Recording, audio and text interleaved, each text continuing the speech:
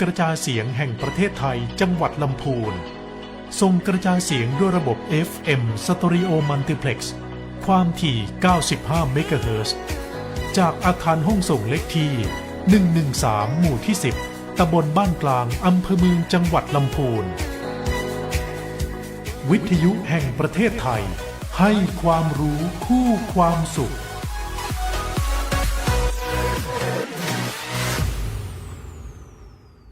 มองไม่ชัดใช้ชีวิตลำบากหรือปวดเข่าเดินไม่สะดวกมานาน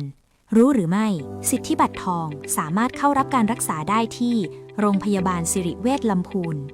ผ่าตัดรักษาโรคต้อกระจกช่วยให้กลับมามองเห็นชัดขึ้นใช้ชีวิตได้อย่างมีความสุขกับครอบครัวอีกครั้งผ่าตัดเปลี่ยนข้อเข่าเทียมสำหรับผู้ที่มีอาการข้อเข่าเสื่อมลดอาการปวดเพิ่มคุณภาพชีวิตให้ดียิ่งขึ้นดูแลโดยทีมแพทย์เฉพาะทางมาตรฐานโรงพยาบาลเอกชนสอบถามข้อมูลเพิ่มเติมโทร 053-582-888 โรงพยาบาลสิริเวชลำพูนอุ่นใจใกล้บ้านแพทย์เชี่ยวชาญบริการเยี่ยมถ้าหากคุณอยากให้ธุรกิจเป็นที่รู้จักมากยิ่งขึ้นเข้าถึงลูกค้าตรงกลุ่มทันสมัยและน่าเชื่อถือสถานีวิทยุกระจายเสียงแห่งประเทศไทยจังหวัดลำพูน FM 95 เมกะเฮิรตซ์ ไม่ว่าจะเป็นสินค้าหรือบริการให้เสียงของเราขับเคลื่อนธุรกิจของคุณโทรมาหาเราสิครับ 053-525-565 หรือ 053-525-566 สวท.ลำพูนคลื่นวิทยุที่คุณวางใจ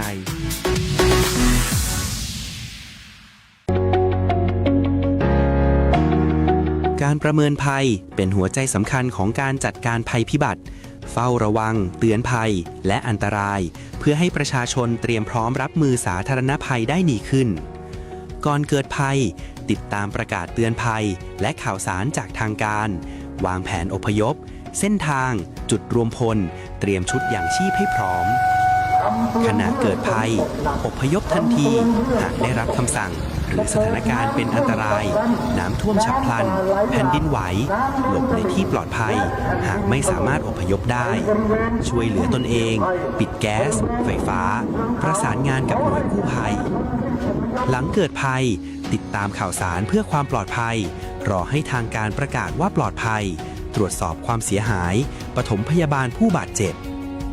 รู้ภัยเข้าใจรับมือได้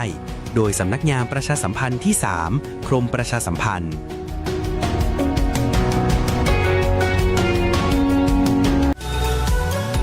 ซอฟต์พาวเวอร์ไทยคืออะไรคือความสามารถในการดึงดูดและมีอิทธิพลต่อประเทศอื่นๆผ่านทางวัฒนธรรมค่านิยมไลฟ์สไตล์ความคิดสร้างสรรค์ของไทยทั้ง 14 สาขาที่ทำให้คนทั้งโลกหลงรักทั้งอาหารท่องเที่ยวแฟชั่นกีฬามวยไทยรวมถึงศิลปะเกมสุขภาพประเพณีและบุคคลยังมีภาพยนตร์ดนตรีเทศกาลการออกแบบและหนังสือที่เป็นเอกลักษณ์มาร่วมเป็นส่วนหนึ่งในการขับเคลื่อนซอฟต์พาวเวอร์ไทยร่วมสร้างมูลค่าและนำพาโลกให้รู้จักไทยมากยิ่งขึ้นสำนักงานประชาสัมพันธ์ที่ 3 กรมประชาสัมพันธ์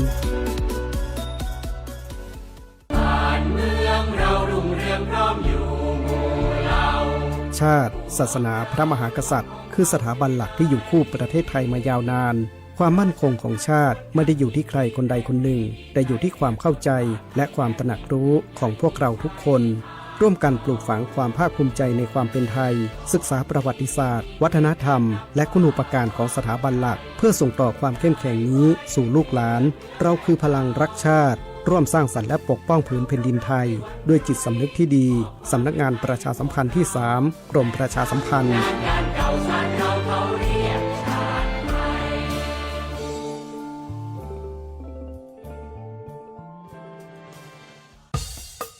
ท่านกำลังรับฟังการส่งกระจายเสียงจากสถานีวิทยุกระจายเสียงแห่งประเทศไทยจังหวัดลำพูนสำนักงานประชาสัมพันธ์ที่ 3 กรมประชาสัมพันธ์ระบบ FM ความถี่ 95 เมกะเฮิรตซ์ จากนี้ไปสถานีขอเชิญท่านติดตามรับฟังรายการรอบรั้วกฟก.สาระดีๆเพื่อเกษตรกรลำพูนกองทุนฟื้นฟูและพัฒนาเกษตรกรบรรเทาทุกความเดือดร้อนผ่อนน้อยผ่อน านช่วยชาวบ้านฝันดี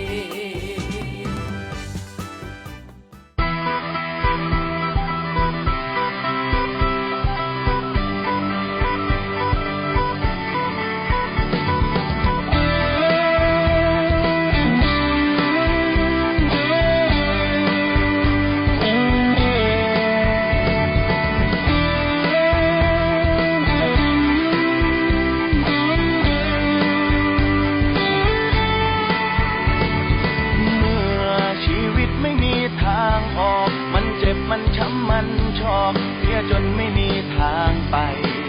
หน้าลมหน้าแล้งหมดแรงทั้งกายทั้งใจเดี๋ยวมองพื้นหน้าพื้นไรจะทำยังไงกันดีดินพื้นสุดท้ายก่อนตายยายนั้นสั่งแผ่นดินนี้คือความหวังตอนยังมีลมหายใจลูกต้องดูแลพ่อแม่ไม่มีไรให้อย่าปล่อยให้ใครเอาไปจำคำนี้ไว้ให้ดีถึงอย่ามืดมิดชีวิตอย่าเพิ่งยอมแพ้ยังมีคนมาดูแลมาช่วยหาทางแก้ไขให้คำปรึกษาทันเวลาหาหนทางให้ก่อนเขาจะยึดที่ไปช่วยทอดไถ่รับพื้นนี้คืนกองทุนฟื้นฟูและพัฒนาเกษตรกรมาช่วยไถ่ถอนมีกฎหมายคุ้มครองเอาไว้ก่อนเขายึดไปมาขึ้นทะเบียนเอาไว้เราซื้อนี้ให้จนเป็นทรัพย์สินทุกปัญหานั้นมีทางแก้เรามาช่วยกันดูแลฟื้นฟูอาชีพทำกินรวมกันก้าวไปให้มันคงในพื้นแผ่นดินช่วยกันจนหมดหนี้สินสร้างพื้นแผ่นดินให้กลายเป็นทอง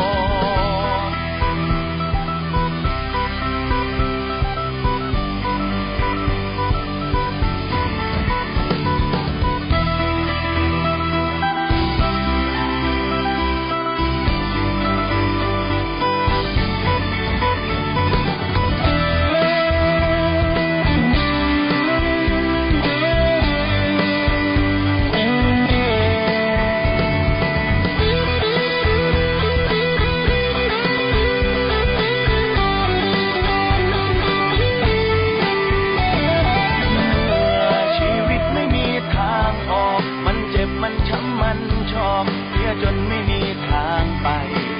หน้าลมหน้าแล้งหมดแรงทั้งกายทั้งใจเดี๋ยวมองพื้นหน้าพื้นไรจะทำยังไงกันดีดินพื้นสุดท้ายก่อนตายยายนั้นสั่งแผ่นดินนี้คือความหวังตอนยังมีลมหายใจลูกต้องดูแลพ่อแม่ไม่มีไรให้อย่าปล่อยให้ใครเอาไปจำคำนี้ไว้ให้ดีอย่ามืดมิดชีวิตอย่าเพิ่งยอมแพ้ยังมีคนมาดูแลมาช่วยหาทางแก้ไขให้คำปรึกษาทันเวลาหาหนทางให้ก่อนเขาจะยึดที่ไปช่วยทอดไถ่รับซื้อนี้คืนกองทุนฟื้นฟูและพัฒนาเกษตรกรมาช่วยไถ่ถอนมีกฎหมายคุ้มครองเอาไว้จัดการเรื่องนี้ทันท่วงทีก่อนเขายึดไปมาขึ้นทะเบียนเอาไว้เราซื้อนี้ให้จนเป็นทรัพย์สินทุกปัญหานั้นมีทางแก้เรามาช่วยกันดูแลฟื้นฟูอาชีพทำกินรวมกันก้าวไปให้มันคงในพื้นแผ่นดินช่วยกันเป็นหมดหนี้สินสร้างพื้นแผ่นดินให้กลายเป็นทองรวมกันก้าวไปให้มันคงในพื้นแผ่นดินช่วยกันเป็นหมดหนี้สินสร้างพื้นแผ่นดินให้กลายเป็นทอง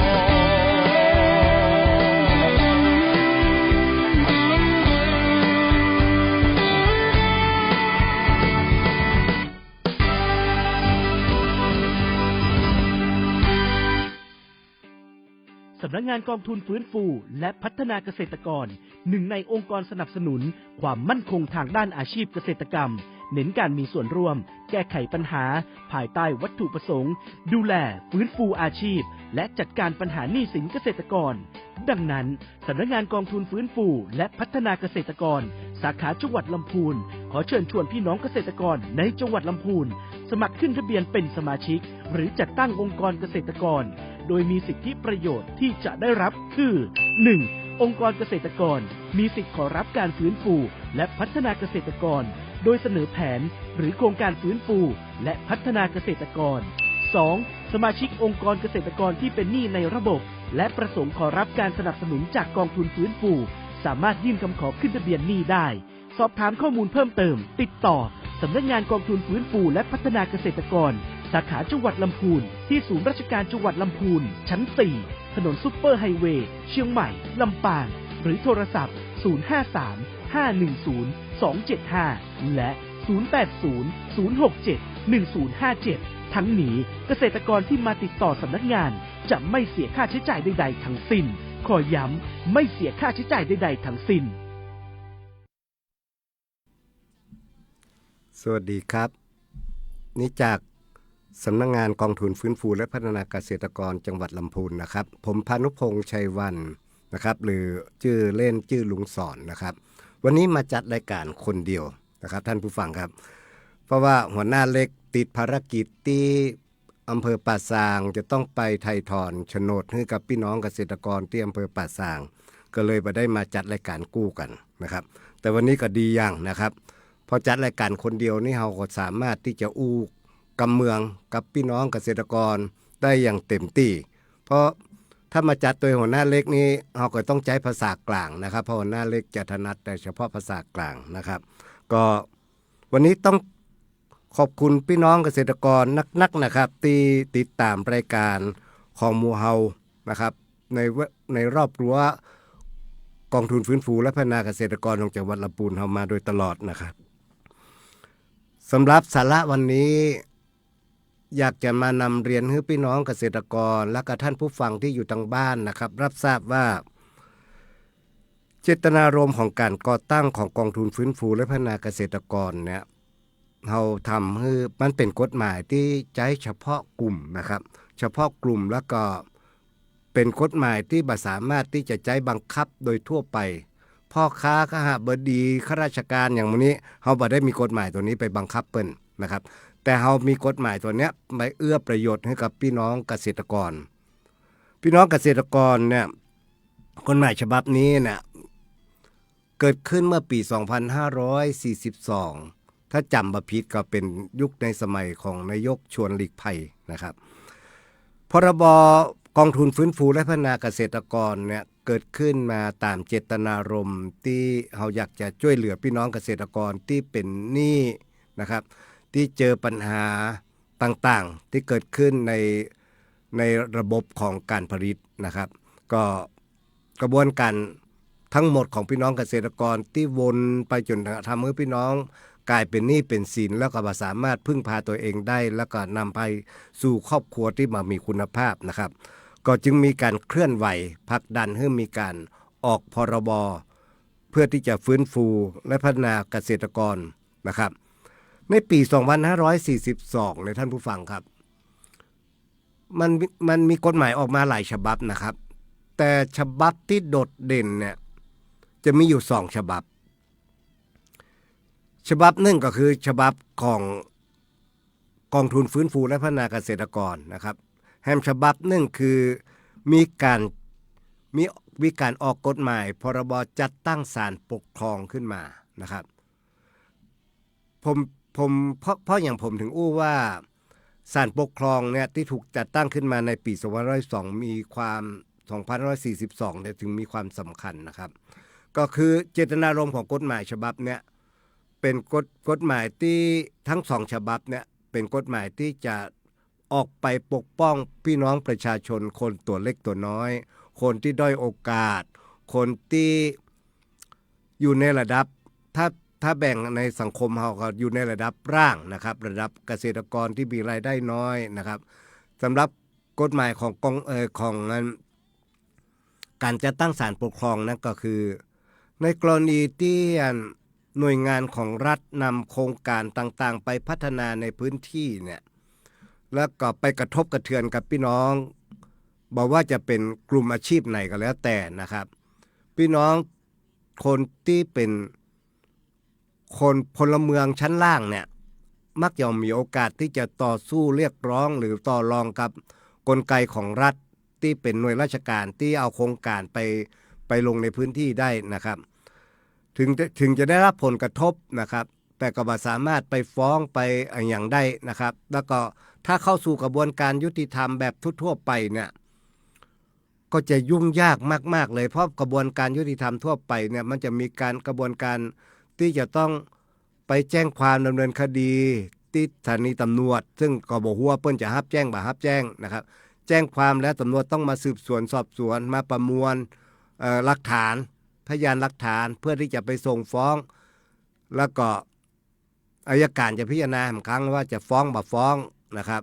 แล้วก็ถึงจะเข้าไปสู่ถ้าอัยการหันว่าฟ้องได้ก็จะฟ้องหน่วยงานของรัฐซึ่งกระบวนการแบบเนี้ยพี่น้องชาวบ้านมันมีทางเลยที่จะสู้กับกลไกอย่างต่างๆที่สลับซับซ้อนนี้ได้ครับการจัดตั้งศาลปกครองก็จึงเกิดขึ้นนะครับนั้นศาลปกครองเนี่ยเจตนารมณ์ก็คือพี่น้องบ่ต้องไปมีทนายก็ได้นะครับพี่น้องบ่ต้องไปแจ้งความที่ตำรวจก็ได้พี่น้องเอาแค่บัตรประชาชนพี่น้องเนี่ยบัตรเดียวเนี่ยซีล็อกออกไปแล้วก็เขียนข้อความว่าพี่น้องได้รับผลกระทบอย่างจากหน่วยงานของรัฐนโยบายของรัฐที่กระทบพี่น้องนะครับบอกว่าจะเป็นการตัดถนนบอกว่าจะเป็นการทำเสาไฟฟ้าผ่านในเขตของพี่น้องนะครับบอกว่าจะเป็นการลอกคลองคูคลองต่างๆที่กระทบกับกระเทือนกับแผ่นดินของพี่น้องซึ่งพี่น้องก็สามารถแค่เอาบัตรประชาชนไทยเอกสารแล้วก็เขียนข้อความส่งไปที่ศาลปกครองนะครับศาลปกครองก็จะมีอยู่หลายระดับนะครับมีระดับภูมิภาคนี่ก็คืออยู่ที่เชียงใหม่เนี่ย8จังหวัดภาคเหนือตอนบนเฮาเนี่ยจะอยู่ที่เชียงใหม่นะครับแล้วก็ศาลปกครองกลางนี่ก็จะอยู่ที่กรุงเทพนะครับอันนี้เป็นระดับที่เฮาฟ้องได้แล้วก็ระดับสูงไปกว่านั้นก็คือศาลปกครองสูงสุดหมายว่าศาลปกครองกลางพิพากษาแล้วบ่เปิงใจก็เข้าสู่ศาลปกครองสูงสุดศาลปกครองสูงสุดพิพากษาแล้วจบนะครับนั่นคือกระบวนการและกระบวนการของศาลปกครองนี่ดีอย่างหนึ่งครับพี่น้องบ่มีระบบที่จะต้องไปสืบสวนสอบสวนเอาพยานหลักฐานอย่างเพิ่นใช้ระบบไตร่สวนนะครับไต่สวนพอรู้ข้อเท็จจริงมาแล้วปุ๊บเนี่ยเพิ่นก็สามารถเอาข้อเท็จจริงตรงนั้นมาพิพากษามาตัดสินได้เลยนะครับอันนี้ก็คือทำให้พี่น้องที่ได้รับผลกระทบกระเทือนจากนโยบายของรัฐก็ดีหรือหน่วยงานของรัฐต่างๆก็ดีนะครับหรือรัฐวิสาหกิจต่างๆก็ดีที่ทำโครงการไปพัฒนาในพื้นที่ของพี่น้องแล้วก็พี่น้องได้รับผลกระทบกระเทือนพี่น้องก็สามารถที่จะยื่นฟ้องศาลปกครองได้นี่คือกฎหมายฉบับหนึ่งที่เราจะสังเกตได้แล้วว่าในปี2542เนี่ยกฎหมายฉบับนี้ก็ทำออกไปปกป้องผลประโยชน์ของพี่น้องตัวเล็กตัวน้อยได้นะครับในฉบับหนึ่งก็คือกองทุนฟื้นฟูนะครับกองทุนฟื้นฟูนี่กฎหมายฉบับนี้บ่ได้ยาวบ่ได้นักนะมีแค่5หมวดนะครับในพรบกองทุนฟื้นฟูเนี่ยมีแค่5หมวดแต่ละหมวดเนี่ยจะครอบคลุมถึงผลประโยชน์ของพี่น้องเกษตรกรทั้งหมดเลยนะครับอย่างหมวดแรกเปิ้นฮ้องว่าหมวดของเจตนารมณ์ในการจัดตั้งกองทุนฟื้นฟูเฮาต้องการที่จะให้พี่น้องเกษตรกรที่วนอยู่ในวงจรของหนี้สินที่บ่สามารถหลุดไปได้นะครับเมื่อบ่สามารถหลุดจากหนี้สินไปได้เนี่ยสิ่งที่หลุดออกจากมือพี่น้องเกษตรกรคือที่ดินคือโฉนดที่ดินพี่น้องเกษตรกรก็จะถูกฟ้องยึดทรัพย์ขายทอดตลาดไปซึ่งกระบวนการเนี่ยถ้าเกษตรกรเฮาเนี่ยบ่มีที่ดินทำกินแล้วเนี่ยก็เท่ากับตัดมือตัดตีนเหมือนกันนะครับเฮาก็มีทางที่จะมีปัจจัยอย่างไปทำการผลิตได้นะครับเพราะฉะนั้นพรบกองทุนฟื้นฟูพัฒนาเกษตรกรจึงออกมาเพื่อที่จะปกป้องทรัพย์สินของพี่น้องก็คือเรื่องของโฉนดที่ดินคืออยู่ในมือพี่น้องยาวนานที่สุดนะครับพอจัดตั้งรายการแบบนี้เจตนารมณ์แบบนี้ปั๊บเนี่ยกองทุนฟื้นฟูเนี่ยได้ไปศึกษาจากปัญหาของพี่น้องเนี่ยพี่น้องเกษตรกรของเราส่วนใหญ่เนี่ยเขาจะถูกกำหนดกฎเกณฑ์โดยสังคมเนี่ยที่พี่น้องว่าสามารถที่จะต่อสู้เรียกร้องต่อรองได้เลยเนี่ย อยู่สามสามเรื่องหลักๆเรื่องแรกก็คือเรื่องของต้นทุนการผลิตนะครับพี่น้องบ่สามารถที่จะกำหนดต้นทุนการผลิตได้เลยเพราะต้นทุนการผลิตของพี่น้องเนี่ยมันจะประกอบด้วยเครื่องจักรนะครับประกอบด้วย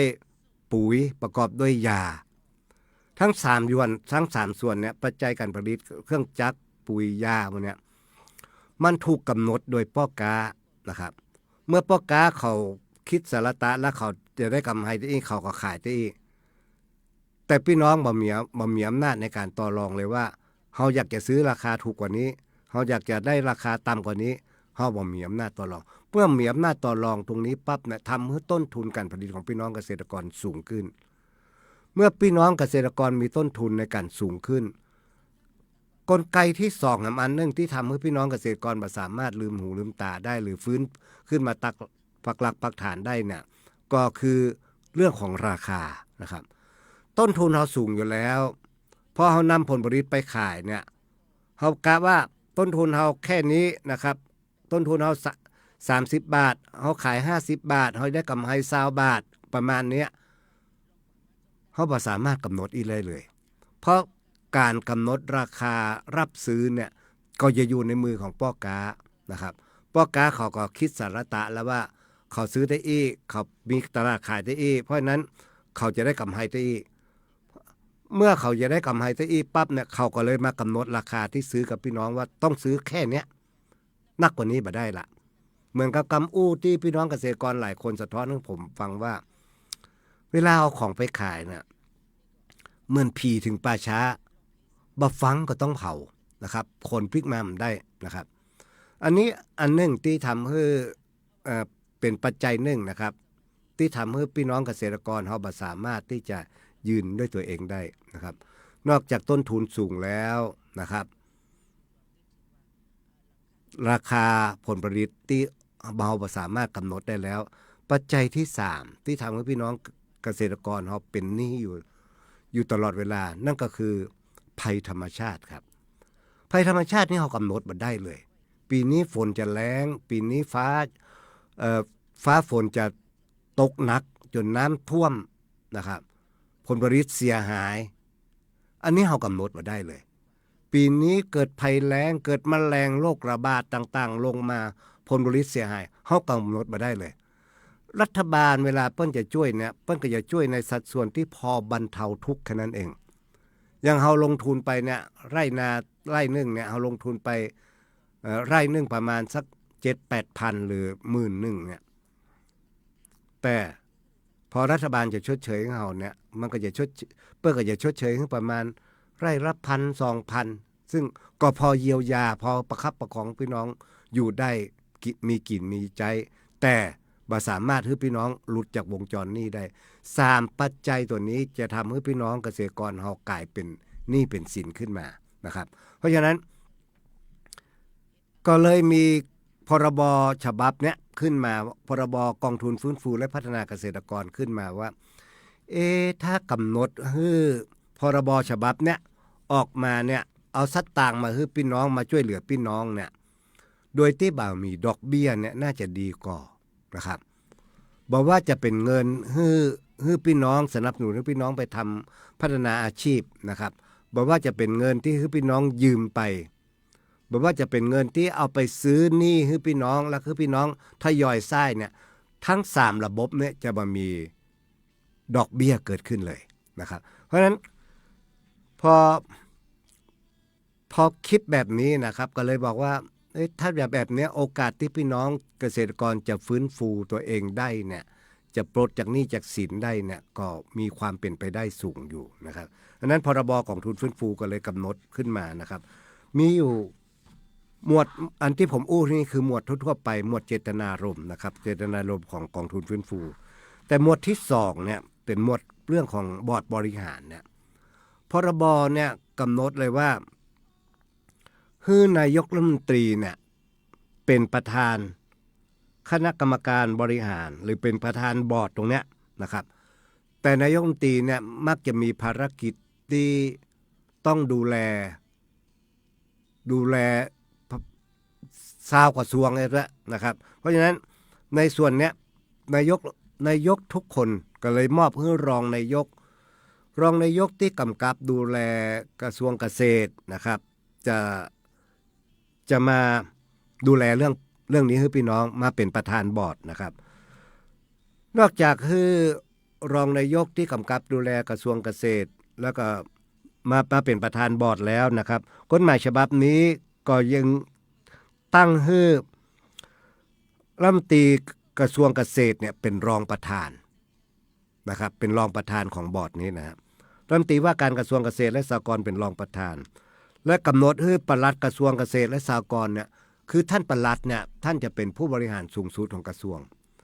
เขากำหนดให้กระทรวงต่างๆเข้ามาร่วมบริหารกองทุนเนี่ยบอกว่าจะเป็นกระทรวงเกษตรนะครับเอาท่านปลัดมาเลยเป็นคณะกรรมการบอร์ดนะครับแล้วก็ปลัดกระทรวงการคลังนะครับซึ่งเกี่ยวข้องกับการเงินนะครับนอกจากนั้นก็ยังมีปลัดกระทรวงมหาดไทยซึ่งเกี่ยวข้องกับกำนันผู้ใหญ่บ้านเกี่ยวข้องกับเขาว่าบำบัดทุกข์บำรุงสุขให้พี่น้องเกษตรกรนะครับและกระทรวงพาณิชย์ปลัดกระทรวงพาณิชย์ที่จะส่งเสริมทำให้ผลิตภัณฑ์ของพี่น้องเนี่ยนำไปสู่ตลาดได้นะครับปลัดกระทรวงอุตสาหกรรมหันกับครับว่าปลัดที่เกี่ยวข้องกับเศรษฐกิจซึ่งปลัดเนี่ยตำแหน่งปลัดกระทรวงเนี่ยเป็นตำแหน่งผู้บริหารสูงสุดเพราะนั้นที่เกี่ยวข้องกับกระทรวงเศรษฐกิจที่เกี่ยวข้องกับปากท้องของพี่น้องเนี่ยก็เข้ามาบริหารตรงนี้นอกจากนั้นกฎหมายฉบับนี้ยังกำหนดให้ไผ่ครับให้ผู้อำนวยการสำนักงบประมาณซึ่งเป็นคนกำสตางค์นั่นแหละมาเป็นคณะกรรมการบอร์ดนี่ตัวแล้วก็กำหนดให้เลขาธิการคณะกรรมการพัฒนาเศรษฐกิจและสังคมแห่งชาติซึ่งเป็นคนที่ควบคุมทิศทางของประเทศไทยว่าจะพัฒนาจะเอางบประมาณไปพัฒนาตรงไหนอย่างใดต้าใดนะครับชวนนี้ก็มาเป็นบอร์ดเฮาตัวนะครับแล้วก็แค่นี้ยังแบบปอครับพี่น้องพรบฉบับนี้เนี่ยยังกำหนดให้ตัวแทนของพี่น้องเกษตรกรเนี่ยทั่วประเทศเนี่ยที่พี่น้องเกษตรกรคัดเลือกกันมาเฉพาะสมาชิกกองทุนฟื้นฟูนะครับคัดเลือกกันมาเนี่ยทั้งหมดเนี่ยมีมติให้จำนวน20 คน20 คนเนี่ยขึ้นมาเป็นคณะกรรมการ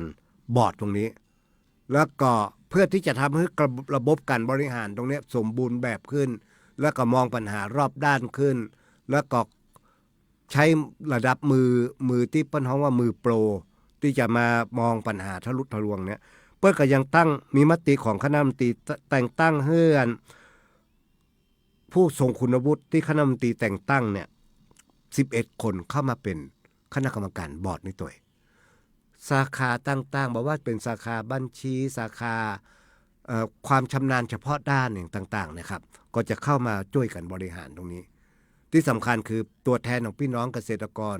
20 คนเนี่ย20 คนเนี่ยที่ไปเป็นกรรมการบอร์ดเนี่ยก็จะเป็นตัวสะท้อนปัญหาของพี่น้องเกษตรกรให้ผู้บริหารทั้งหมดในการกำหนดทิศทางของกองทุนฟื้นฟูมานะครับในหมวดที่2นี่สำคัญนะครับหมวดที่3เนี่ยก็เป็นหมวดที่คณะกรรมการบริหารละในหมวดที่2เนี่ยก็ให้เลขาธิการของกองทุนฟื้นฟูเนี่ยมาเป็นกรรมการและเลขานุการของบอร์ดนี้ตัวเองนะครับแล้วก็พอมาถึงหมวดที่3เนี่ยหมวดที่เป็นฮ้องว่าหมวดคณะกรรมการบริหารซึ่งจะอยู่ภายใต้การนำของเลขาธิการกองทุนฟื้นฟูและพัฒนาเกษตรกร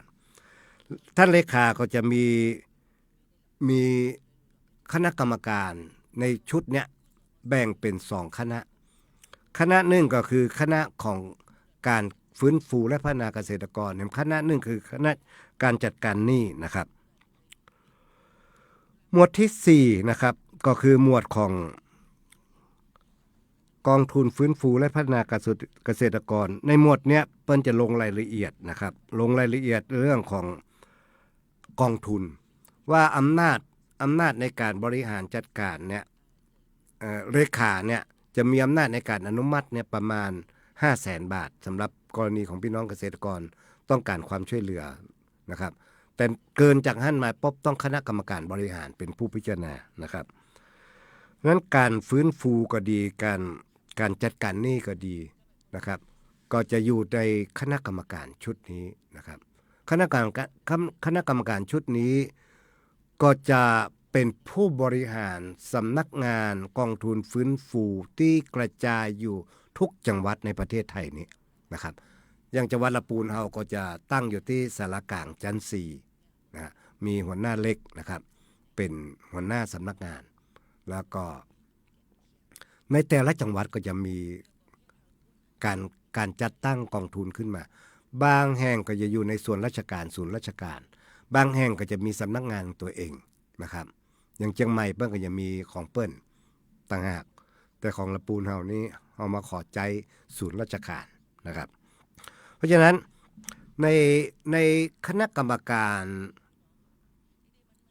ต่างๆที่เปิ้ลบริหารสำนักงานกองทุนฟื้นฟูเนี่ยเปิ้ลก็บอกว่ามันจะต้องมีตัวแทนของพี่น้องเกษตรกรขึ้นมาช่วยสำนักงานเพราะสำนักงานเนี่ยทำตัวภาระหน้าที่ของเปิ้ลก็คือรับนโยบายจากส่วนกลางมาแล้วก็ลงมาสู่การปฏิบัติบางคนอาจจะบอกเขาคุ้นชินพื้นที่บางคนอาจจะบอกเขารู้จักพี่น้องเกษตรกรเปิ้ลก็เลยกำหนดให้แต่ละจังหวัดที่มีสำนักงานกองทุนฟื้นฟูและพัฒนาเกษตรกรเนี่ยให้มีอนุกรรมการกองทุนฟื้นฟูที่เข้าใจปัญหาของพี่น้องเกษตรกรนะครับแล้วก็อยู่ในพื้นที่มาอย่างยาวนานก็กำหนดเลยนะครับกำหนดว่าให้เป็นตัวแทนของพี่น้องเกษตรกรเนี่ยที่เป็นในส่วนของกองทุนต่างๆเนี่ย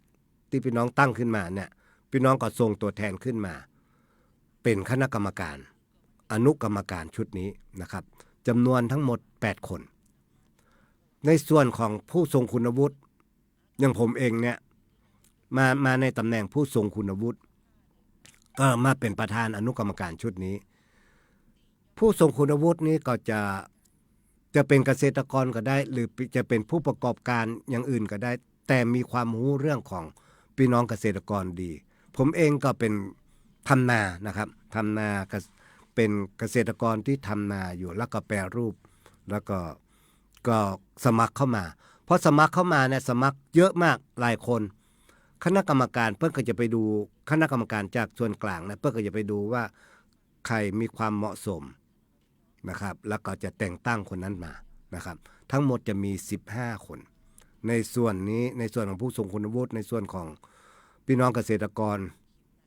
ก็ยังจะมีในส่วนของราชการนะครับในส่วนของราชการเนี่ยเราก็เลยบอกว่าในระดับจังหวัดเนี่ยเขาต้องทำงานคู่กับเกษตรและสหกรณ์จังหวัดด้วยนะครับอันนี้จะเกี่ยวข้องกันโดยตรงเลยนะครับพื้นที่การบริหารจัดการกลุ่มเป้าหมายต่างๆเหมือนกันและแห่งหน่วยงานนึงก็คือหน่วยงานสหกรณ์จังหวัดก็เป็นสถาบันนึงของที่พี่น้องเกษตรกรเขาต้องผูกพันแล้วก็กู้หนี้ยืมสินจากสหกรณ์เนี่ยเขาก็เลยแต่งตั้งให้หัวหน้าสำนักงานสหกรณ์เนี่ยเข้ามาเป็นอนุกรรมการท่านหนึ่งนะครับนอกจากนั้นนะครับเขาก็ยังมีแต่งตั้งให้กับทางเพื่อนห้องกองบังคับคดีในช่วงของพี่น้องเกษตรกรที่ถูกฟ้องร้องดำเนินคดีขายทอดตลาดทรัพย์สินต่างๆโฉนดที่ดินของพี่น้องเนี่ยเขาก็จะเปิ้งกองบังคับคดีว่าชะลอได้ก่อแก้ปัญหาตรงนี้ได้ก่อนะครับเพราะฉะนั้นมันจะมีกฎหมายออกมาพรบฉบับนี้ออกมาเนี่ยก็จะปกป้องพี่น้องเกษตรกรตั้งแต่ต้นน้ำกลางน้ำปลายน้ำส่งเสริมให้พี่น้องเกษตรกรยืนอยู่ได้ด้วยตัวเองนะครับต้นน้ำก็คือเรานำงบประมาณไปให้พี่น้องเกษตรกรเนี่ยในสัดส่วนที่เพิ่นฮ้องว่าให้พี่น้องเกษตรกรพัฒนาตัวเองกลุ่มตัวเองนะครับพี่น้องก็ทำแผนงานโครงการมาเนี่ยเขาจะให้ตั้งแต่ 30,000 บาท 50,000 บาท 70,000 บาทถึง 100,000 บาทแล้วแต่แผนงานโครงการของพี่น้องที่ทำเคยผลิตผลผลิตแล้วต้องการต่อยอดต้องการที่จะยกระดับอัปเกรดของสินค้าของผลิตภัณฑ์ของพี่น้องเนี่ยโดยการทำแพคเกจจิ้งให้งดงามขึ้นและทำตลาดตังบนขึ้นมานะครับตลาดที่มีมูลค่าสูงขึ้นมาเนี่ย เขาก็จะนับสนุนงบตรงนี้ไปให้พี่น้องเหมือนกันนะครับพี่น้องจะได้งบตรงนี้ไปเนี่ยไปพัฒนากลุ่มพัฒนาองค์กรของพี่น้องเนี่ยตั้งแต่ 30,000 จนถึง100,000 บาทเนี่ยโดยที่พี่น้องบ่ต้องคืนเลยนะครับอันนี้เป็นเงินที่ตั้งกองทุนฟื้นฟูช่วยสนับสนุนพี่น้องแห่งงบซึ่งก็คืองบที่จะให้พี่น้องยืมของเงินกู้นั่นแหละนะครับแต่เป็นการกู้ที่มันมีดอกเบี้ยอันนี้ก็ให้พี่น้องตั้งแต่ 500,000 นะครับพี่น้องถ้าพี่น้องทำโครงการประมาณบ่เกิน 500,000 เนี่ย 400,000 200,000 300,000 500,000 จะอยู่ในอำนาจของเลขาธิการเลยนะครับเลขาธิการจะมีอำนาจในการอนุมัติตรงนี้อันนี้ก็จะทำให้เวยขึ้นแต่ถ้าพี่น้องทำโครงการที่หนักขึ้นเงินที่ต้องใจหนักขึ้นอาจจะเป็นหลักล้านนะครับหลักหลายล้านอันนี้ต้องเข้าสู่บอร์ดกรรมการนะครับต้องอยู่คณะกรรมการพิจารณาเพราะจะต้องการกรองว่าความเป็นไปได้ของพี่น้องที่จะประสบความสำเร็จเนี่ยมากน้อยแค่ไหนเพราะมันใช้เงินเยอะนะฮะอันนี้ก็คือกระบวนการที่เปิ้นว่าให้ยืมโดยที่บ่มีดอกเบี้ยและอันนึงก็คือโครงการซื้อหนี้ให้พี่น้องเกษตรกรพี่น้องเกษตรกรที่ผมนำเรียนตั้งแต่ต้นชั่วโมงนะครับว่าพี่น้องที่เจอเรื่องของต้นทุนการผลิตสูงกำหนดราคาขายตัวเองมาได้นะครับโดนกดราคาโดนภัยธรรมชาติอันเนี้ยพี่น้องถ้าเจอแบบนี้เนี่ยพี่น้องก็จะมีหนี้ที่บ่สามารถที่จะสร้างได้ละอยู่ในวิกฤตละแล้วพี่น้องก็จะถูกฟ้องถูกดำเนินคดีถูกขายทอดตลาดไปกองทุนฟื้นฟูก็เมื่อพี่น้องเป็นสมาชิกกองทุนฟื้นฟูพี่น้องก็ทำเรื่องอุทธรณ์มาทำเรื่องขอความช่วยเหลือมาเขาก็จะมีคณะกรรมการบอร์ดจัดการหนี้เนี่ยจะมาพิจารณาหนี้ของพี่น้องถ้าเป็นหนี้ที่เกิดจากนโยบายของรัฐโครงการของรัฐเนี่ยก็จะอยู่ในเกณฑ์หนี้ที่เกิดจากการกู้ยืมของธนาคารเกษตรและสหกรณ์เนี่ยนะหรือธกสเนี่ยก็อยู่ในเกณฑ์หนี้ที่อยู่ในธนาคารของรัฐ4แห่งเนี่ยไม่ว่าจะเป็นออมสินนะครับ SME อาคารสงเคราะห์นะครับแล้วคือธกสอันนี้ก็อยู่ในเกณฑ์ที่จะช่วยเหลือพี่น้องได้และหนี้ที่อยู่ในสถาบันการเงินที่เกี่ยวข้องกับเกษตรกรคือสหกรณ์เนี่ยอันนี้ก็อยู่ในสถานะที่กองทุนจะเข้าไปช่วยเหลือพี่น้องในการไปซื้อหนี้พี่น้องได้พอซื้อหนี้มาแล้วปั๊บเนี่ยพอชำระหนี้แทนพี่น้องปั๊บเนี่ยโฉนดก็ยังมาอยู่ที่กองทุนพี่น้องก็ต้องมาทำแผนละ5 ปี10 ปี15 ปีแล้วแต่กำลังพี่น้องที่จะผ่อนให้กับกองทุนไปแต่ทุกครั้งของการผ่อนนะจะมีดอกเบี้ยเกิดขึ้นนะครับจะมีแต่ต้นล้วนๆแล้วก็ลดลงไปเรื่อยๆจนกระทั่งพี่น้องผ่อนจบปั๊บก็คืนโฉนดให้พี่น้องนี่คือกระบวนการที่จะปกป้องทรัพย์สินที่ดินของพี่น้องให้อยู่ในมือของพี่น้องเกษตรกรของเฮาได้เมินที่สุดนะครับแล้วก็เครื่องมือที่พี่น้องเกษตรกรจะต้องมีก็คือที่ดินทำกินนะครับอันนี้ก็คือสิ่งหนึ่งที่พี่น้องเกษตรกรเฮาจะได้รับจากกองทุนนะครับก็ในช่วงเวลาเดี๋ยวผมต้องดูว่าช่วงเวลานี้ผมเจอเวลาสักน้อยนึงก็อยากจะนำเข้าสู่บทเพลงนะครับเพราะพี่น้องฟังผมมาเมิ้นละนักแก่ละนะครับบทเพลงสักเพลงหนึ่งเดี๋ยวเขาก็จะมาเข้าสู่ช่วงที่2ช่วงหนึ่งคือเป็นช่วงของข่าวฝากจากหน่วยงานต่างๆผมจะมาเล่าให้พี่น้องฟังในเรื่องของการลงพื้นที่ที่แม่เสลียงนะครับของสว.กัลยาใหญ่ประสานซึ่งผมเองก็ไปลงพื้นที่แต่เปิ้นตัวก็ไปรับรู้ปัญหาที่กระทบกระเทือนกับพี่น้องเกษตรกรเดี๋ยวรายละเอียดเป็นใดเนี่ยในช่วงสารพันข่าวในช่วงของข่าวฝากเรามาปากกันคำหนึ่งตอนนี้พี่น้องฟังเพลงไปก่อนนะครับ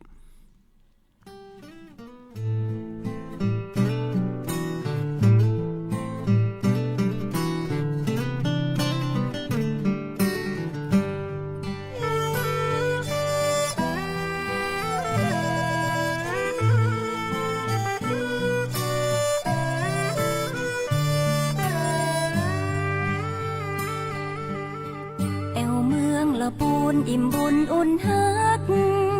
หากไผหูจักจะฮักไปจนวันตาย ปูนเฮามีของดี มีกระเทียมมีลำไยคนงามหน้าใสน้ำใจบ่ดำอู่ลืออู่ยองอู่เมืองม่วนหลายเรื่องการแต่งกายเฮาก็ใส่ผ้าเมืองภูมิใจแต่นาหมู่เฮาห่วมแหงสร้างบ้านแปลงเมืองรุ่งเรืองมาเมินหนึ่งในล้านนาคือประเพณีส่งน้ำเจดีย์สิริพูนชัยงานแห่แค่หลวงงดงามยิ่งใหญ่ตานสลากย้อมคือการร่วมใจทำบุญครั้งใดบ่เต้างานนี้อูไปบ่เสียงเมื่อมาเมืองละปูนพี่น้องกู้คนมีน้ำใจไมตรีบ้านที่แม่ทาบ้านห้องป่าสางบ้านเวียงเมืองลีทุ่งว่าจ้างคนดีน้ำใจงดงา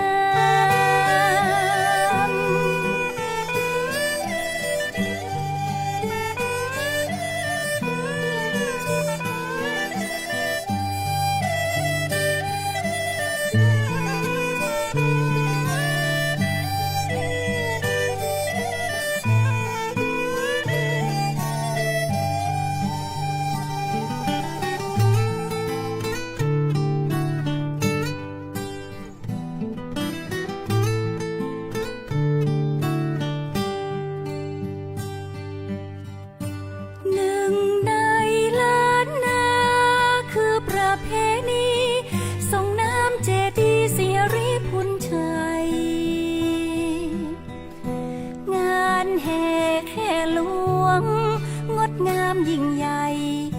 ตานสลากย้อมคือการร่วมใจทำบุญครั้งใดบ่เต้างานนี้อูไปบ่เสียงเมื่อมาเมืองละปูนพี่น้องกู้คนมีน้ำใจไมตรีบ้านที่แม่ทาบ้านห้องป่าสางบ้านเวียงเมืองลีทุ่งว่าจ้างคนดีน้ำใจงดงาม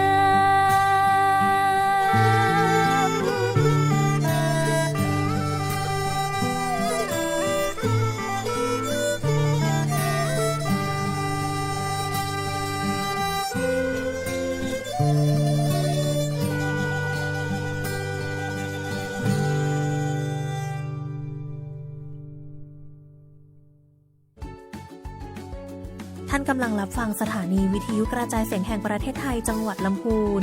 จากนี้ไปทางสถานีเชิญท่านติดตามรับฟังรายการ95สารพันค่ะ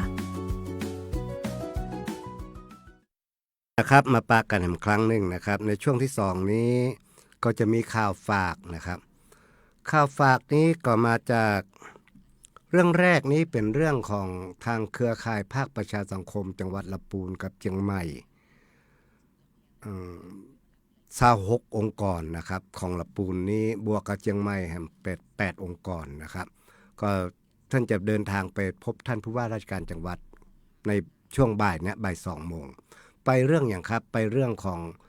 ขอให้ทางท่านผู้ว่าราชการจังหวัดเนี่ยช่วยประสานกับหน่วยงานที่เกี่ยวข้องในการสร้างทางหลวงแผ่นดินหมายเลข106นะครับช่วงของที่อำเภอลีมาอำเภอบ้านโฮงนะครับระยะการสร้างทางเนี่ยก็จะเป็นระยะที่จากป่าภูบ้านโฮงไปจนถึงบ้านปางตำบลศรีวิชัยอำเภอลีนะครับช่วงเนี้ยทางกลุ่มทางนะโดยแขวงกลางทางจังหวัดลำพูนได้ร่วมกับป่าไม้เขต1เชียงใหม่นะครับก็จะมีการถอนต้นไม้ออกไปก็ในระเบียบของเปิ้ลที่เปิ้ลชี้แจงมาก็คือเปิ้ลบอกว่าเปิ้ลจะให้บริษัทเอกชนที่รับจ้างกับกรมทางเนี่ยล้อมต้นไม้ไปปลูกในพื้นที่ของ ของพี่น้องเกษตรกรหรือพื้นที่กลางนะครับประมาณ275ต้นแล้วก็อปเป็นคนตัดไม้เอาไปจำหน่ายประมาณ 1,125 ต้นซึ่งทั้งหมดเนี่ยจะมาประมาณที่ป่าไม้เขต1ลงไปประเมินก็คือไม้ที่จะต้องเอาออกจากข้างทาง2ข้างทางในทางหลวงแผ่นดินตรงเนี้ยก็จะประมาณ 1,400 ต้นประเด็นปัญหาก็คือพี่น้องเครือข่ายภาคประชาสังคมเนี่ยโดยเฉพาะพรบอากาศสะอาดหรือว่าเครือข่ายสมัชชาสุขภาพเครือข่ายของคุ้มครองผู้บริโภคสภาลมหายใจเชียงใหม่ละปูนได้มาร่วมหารือกันแล้วบอกว่าถ้าถือว่าเราจะขอทางกรมทางกับทางอปเนี่ยโดยที่บอกว่าทางอปบ่ต้องไปตัดไม้ไปขายได้ก่อเราต้องการที่จะรักษาต้นไม้ 1,400 ต้นเนี่ยถึงหมดเนี่ยนะครับโดยเฉพาะในส่วนของอปที่รับผิดชอบไป1,125 ต้นเนี่ยเขาอยากจะขอในส่วนเนี้ยไว้เพื่อที่จะทำให้นำไปปลูกในพื้นที่ก้อนะครับพื้นที่ก้อซึ่งเป็นพื้นที่ที่เราจะต้องสร้างพื้นที่สีเขียวเพิ่มขึ้นมา 30% เพื่อที่จะทำให้คณะกรรมการในการจัดสรรที่ดินให้กับพี่น้องก้อเนี่ยก็เป็นไปตามมตินั้นซึ่งตั้งประสานกับทางพี่น้องก้อก็โอเคนะครับว่าพร้อมที่จะรับต้นไม้นี้ไปปลูกไปดูแลโดยท่านนายกเป็ดนะครับก็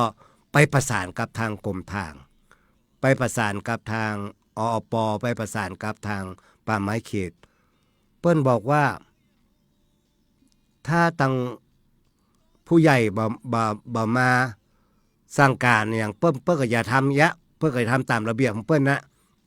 ที่ได้ข้อตกลงมาวันนั้นเปิ้นจะบ่าให้เฮาไปล้อมย้ายต้นไม้นะครับก็เลย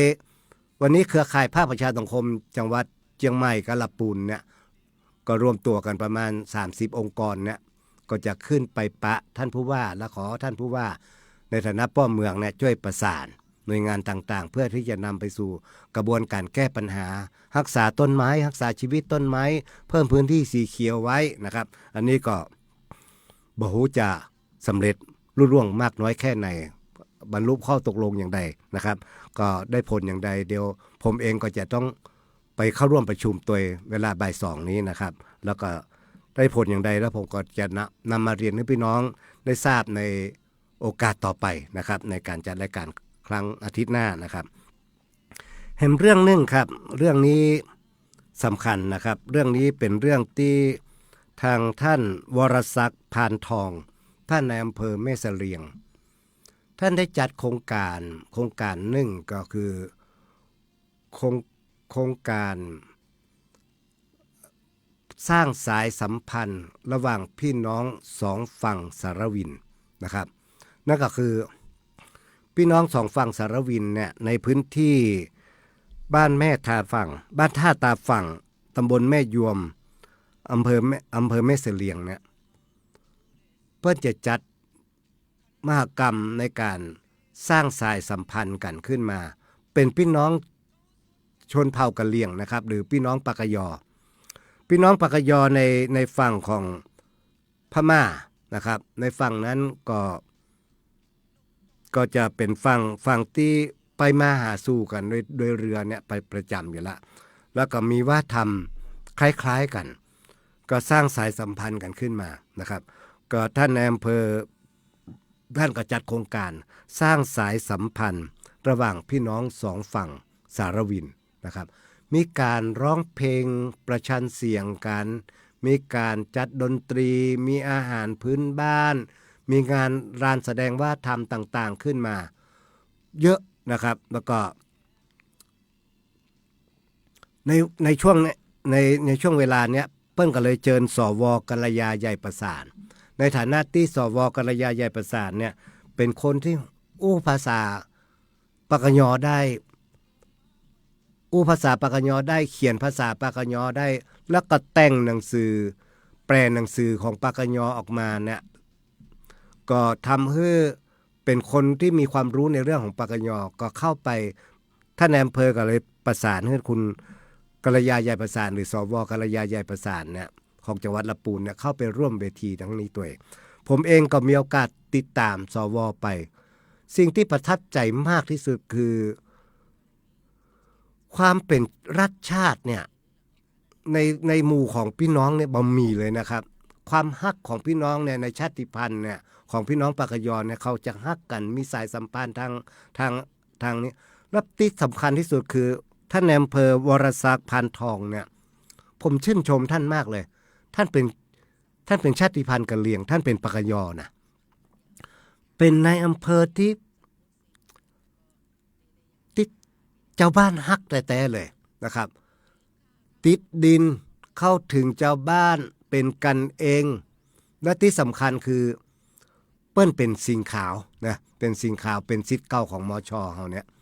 มหาวิทยาลัยเชียงใหม่นะครับเป็นคณะรัฐศาสตร์แล้วก็เป็นความภาคภูมิใจของพี่น้องชาติพันธุ์ว่าเฮามีชาติพันธุ์ปากยอที่เป็นคนที่มีความรู้ความสามารถเนี่ยเข้าไปบริหารประเทศชาติบ้านเมืองแล้วก็การคิดโครงการต่างๆเหล่านี้ท่านกึศจะสร้างงานนึงคืองานกะเหรี่ยงโลกนะครับซึ่งอันนี้ก็เป็นสิ่งที่ท่านได้สะท้อนเพื่อหันว่าถึงเวลาแล้วที่พี่น้องชาติพันธุ์เนี่ยควรจะมีพื้นที่ของตัวเองตามที่พรบกำหนดไว้นะครับอันนี้ก็คือถ้ามันมีงานกะเหรี่ยงโลกเมื่อใดเนี่ยผมจะชวนสวกัลยาไปโดยแล้วก็จะนำมาเล่าให้ท่านฟังกันว่างานกะเหรี่ยงโลกภายใต้การนำของท่านวรศักดิ์พานทองท่านในอำเภอแม่เสลียงเนี่ยจะเกิดขึ้นเมื่อใดนะครับแต่ก็อยากจะให้ท่านในอำเภอเนี่ยประสบความสำเร็จในการที่จะก้าวขึ้นไปสู่ตำแหน่งสูงขึ้นผมอยากจะหันผู้ว่าที่เป็นปกยนะครับผู้ว่าที่เป็นปกยหรืออธิบดีที่เป็นปกยนะครับถ้าเป็นไปได้นะครับเขาจะได้สะท้อนหันว่าประเทศไทยเราเนี่ยบอกว่าชาติพันธุ์ไหนก็เยี่ยมยอดเพราะฉะนั้นวันนี้นะครับเวลาก็น่าจะเพียงพอละสำหรับมาเล่าข่าวฝากนะครับก็ขอโอกาสนี้ลาพี่น้องไปเพียงเท่านี้ก่อนไว้ติดหน้าปากกันใหม่นะครับสวัสดีครับสถานการณ์